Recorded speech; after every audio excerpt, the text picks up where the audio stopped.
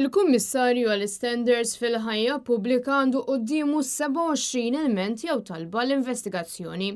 Fosthom 12 ilment pendenti li kienu ilhom hemm mit-30 ta' Settembru tas-sena li għaddiet meta l-Kummissarju George Hisler spiċċa mill-kariga tiegħu. Dan ikkonferma l-Speaker Angelo Farrugia fit-tweġiba parlamentari għall-mistoqsija tad-Deputat Nazzjonista Carola Collina. L-Speaker qal li mill-1 ta' Ottubru tal-2022 sas-7 ta' Marzu 2023 meta l-kariga kienet vakanti daħlu 15 ilment ġdid waqt li fit-8 ta' Marzu daħlu 5 ilmenti ġodda. Minn dawn kienu riżolti 5 każijiet.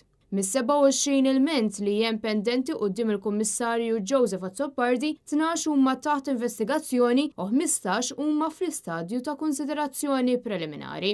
Il-Kummissarju li s'issa m'għandu ebda investigazzjoni għaddejja li bdiet fuq inizjattiva tiegħu kien spiċċa fl-attenzjoni pubblika sa minn qabel ma daħal fil-kariga. Minħabba li ma ġiex eled biż-żewġ terzi bħal predeċessur tiegħu. Intant, mit-12 ilment li hemm attivi quddiem il-Kummissarju tal-Standards, 11 huma taħt investigazzjoni fil-waqt li każ ieħor huwa sospiż għaliex jitratta inkjesta maġisterjali.